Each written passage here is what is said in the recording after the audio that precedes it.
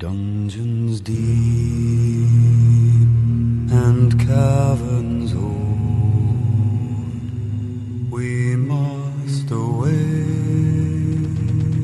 ere break of day to find our long forgotten gold.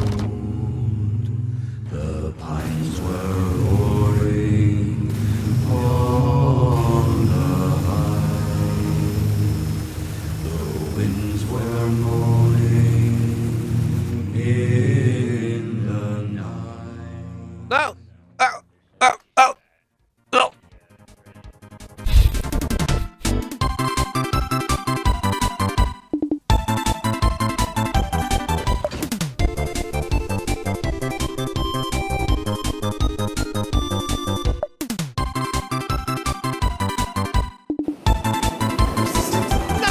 I didn't mean to! Oh, my ship!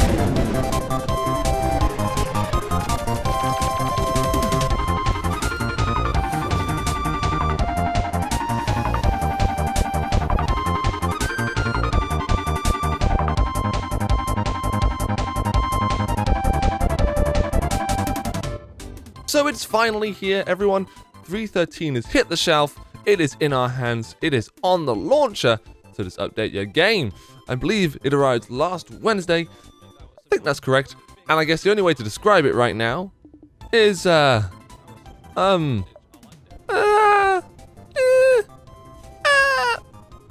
just get straight into it, shall we? Now, you'll have to forgive me because I am recording this first thing Thursday morning. Yes, Thursday morning. I can't even remember what day it is.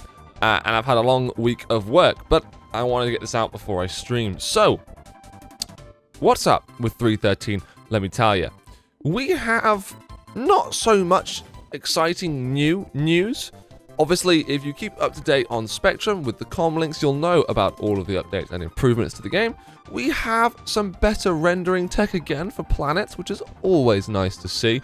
We have new explorable caves. We have new missions and a brand new, never before seen in this game, reputation system, which is supposedly going to give us some repeatable gameplay mechanics. We'll see how long that lasts. But as always, I just want you to sit back and enjoy the next 10 minutes or so of this video. Obviously, hit that like button, subscribe already if you haven't, and let's jump into it, because I played the game so you don't have to. If you've spent any time at all awake and online in this community, I think you would have been to Spectrum. And I myself have partaked in a bit of memeage for sure. There's a lot of negativity going around, and you know, as a positive attitude kind of guy, as a promoter of a PMA, it doesn't bother me at all. The negativity is well justified in some cases. Definitely with some new additions. I don't even give it the credit of naming it anymore. I just will let my Spectrum post speak for itself. And, you know, there are some very, very big issues, outstanding issues, and issues that have come by from 3.12 that we really wish we had ironed out, because it does kinda make some aspects of the game unplayable for a few people in the community, let's just say it that way. And those people are not very happy at all. I guess if I had to summarize some of the key bugs that still exist, well, we've got trading terminals not working, ships exploding, desync up the wazoo, missions despawning, missions ending early, markers disappearing. Did I mention the desync? Did I mention the desync? Did I mention the desync? But I guess if you're still here watching this video, then you're already used to these sort of issues, and you've figured out your own way around them. Somehow, magically. I envy you, you are my god. It's not always possible for some of us, but that's okay, because we have Star Marine, right? Yes, we have Star Marine, that's my favorite game mode. As you can see in the background, it's running flawlessly. Servers actually exist. I say servers actually exist. It seems to be the only one server at the moment, so I guess that's a plus. Could also be a negative though. You tell me what you think about it. And for those of you that care about this abhorrent machine, well, the ROCD, it's in the game, it works, and so do lifts too, so you can get your vehicles, like the Ursa Rover, and the normal ROC into your ships problem-free. And I guess more important than that is server stability. I've not actually had a single 30k in any of the hours I've been playing, either on stream or on my own. So that's a really, really good positive, and I guess we should congratulate the server team over at SIG for sorting something out over the last year and finally narrowing down those 30ks. Granted, I am more than sure I will come back to bite myself in the bum on this one, so fingers crossed this continues. We've also got some glorious additions to older and existing assets like the Gladius, and that is a complete set of interactable objects. Not that we can actually interact with them yet, but all the component spaces are there for future interaction methods, however it is the game developers decide to do this. This is also coming to new ships like the Saber, and I'm more than sure future ships down the pipeline, but this is really good to see for those of you that care about that extra bit of detail. It's back, baby, and it's better than ever. Whoa! Now, of course, I've not tried all the missions that are new to 3.13, but I have done trading, I have done the new cave exploration, and I have done the new cave bounty missions, as well as the evict illegal occupants. And I've got a few things to say. First of all, it's great. It's fantastic to have huge open spaces rather than these cramped, claustrophobic footpaths that we used to have in planet surfaces. Doesn't mean it's easy to get your big ships down there, so be careful, but it does mean that you can do something about it and take a more maneuverable ship. Maybe an Aurora actually is a great choice for once. Referral link down below, by the way. Also, we've got NPCs to shoot in these caves rather than just finding dead bodies. Unfortunately, the NPCs haven't really changed much. The AI is still pretty much a smooth brain in terms of its ability to fight back or comprehend any sort of tactical logistics. So it is an easy fight if you just play normally.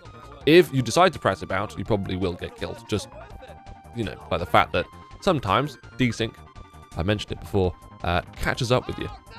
Another plus to missions, of course, is the new tracker. So before 3.13, you used to have to manually track and untrack each mission one at a time. Now, you can do a heck of a lot and see a heck of a lot all at the same time, all up in front of you on your HUD. Now, this is a bit of a positive and a negative, because some people don't like their HUD being cluttered or their star map being full of, green triangles. But if you have loads of bounty hunting missions or cave missions on the same planet, you can see all of them at the same time. That means you can coordinate better with your friends where you're going.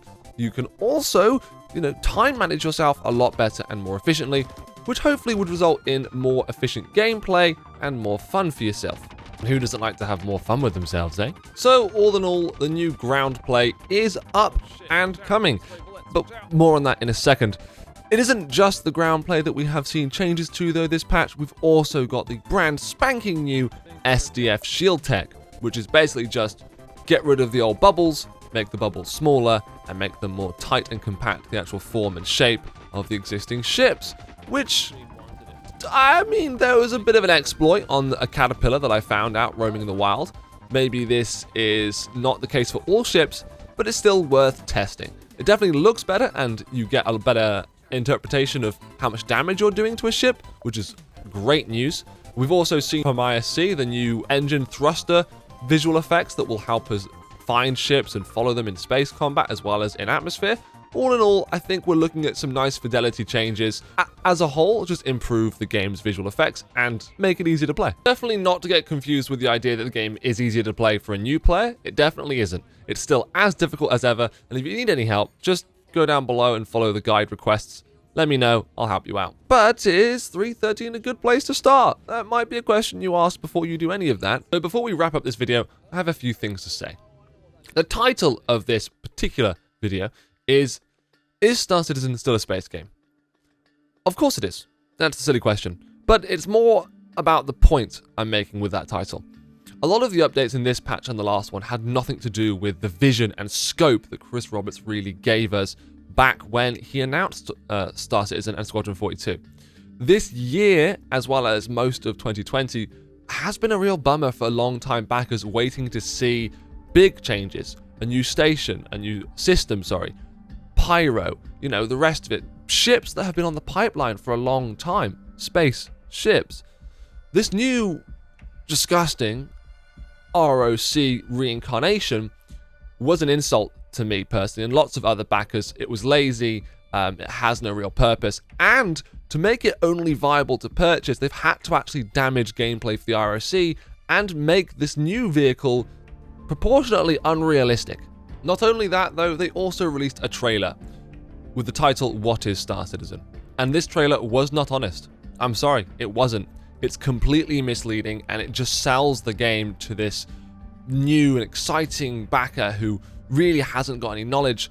It gives them the idea this game is fleshed out, there's lots of things to do, constant interaction with players, and lots of fun, extreme environments with working components. The fact is, this doesn't exist. The community is there, and the community will always be here to provide gameplay. The game itself is still lacking to do that. It is still failing to provide repetitive and solid gameplay that does actually benefit users and isn't full of bugs, problems, and frustrations. The trailer, again, just like the ROC, felt like an insult to long-time backers. Just look at Spectrum again, you'll see loads of opinions on it, and granted, you're allowed to have your own opinions, just as I am allowed to have my own.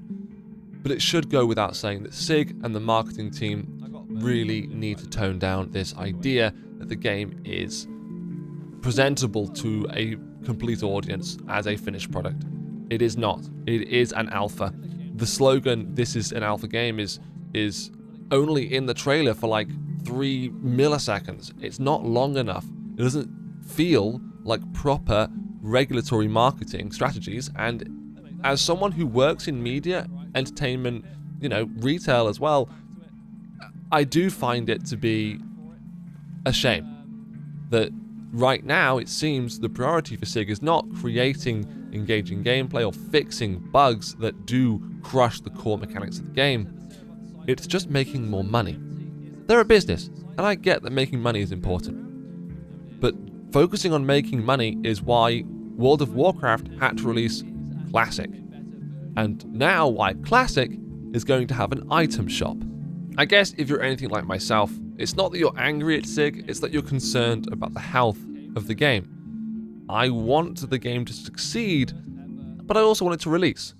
And like I said in my last video, the only way to do that right now, it seems, is to hit them where it hurts, and that's in their wallet. I have no wish for SIG as a company to obviously fail in their mission or to become financially unstable. I want them to continue to succeed, but just like Apple, Microsoft, any other large company that owns a monopoly on their own system, and I guess you could say that SIG own their own space very well. The only thing that makes them change how they're doing things is money. And really, a lack of information on Squadron 42, a lack of information on core gameplay mechanics and why bugs just weren't fixed in 3.12.1 really shouldn't just go unnoticed by the community and ignored. PvP, FPS combat, it's all taken a bit of a hit. So has just general gameplay. The numbers of players we're playing right now is lower than it was last year. It's a trend, it's going down. I believe, if I'm not mistaken, SIG made a substantial negative compared to previous quarters on their financial statement. So if trends continue, the gameplay will be quieter and there will be less people to play with on a day-to-day basis. And maybe also financial incentives will change too for SIG. We'll see. I am hopeful for the game, and I only wish Chris Roberts and the entire team over at Cloud Imperium the best possible future for Star Citizen. It's a game that I have my heart and soul into. And when Sean Tracy finally releases Theaters of War, well, heck boy, I'm going to have a hell of a lot more fun. But until then, loading the game is almost a challenge every time. It is almost a chore. But you know what makes it worth it? You guys. That's right, the stream. I'm plugging it. If you guys want to catch me playing live, you can do that right over on twitch.tv/Steweymyster. It's about the same way as this channel. I know, madness. And you guys really do actually make playing this game and all the other games I play worth it. Chat interaction, prizes that we give away whenever someone subscribes. It's loads of fun. We have lots of fun over on the channel. So if you want to come by and you want to support me, well, you can do that over on Twitch, or you can do it here by just liking the video, commenting, and maybe even subscribing. Thank you guys very much, and I will see you all in the next one. Bye-bye for now.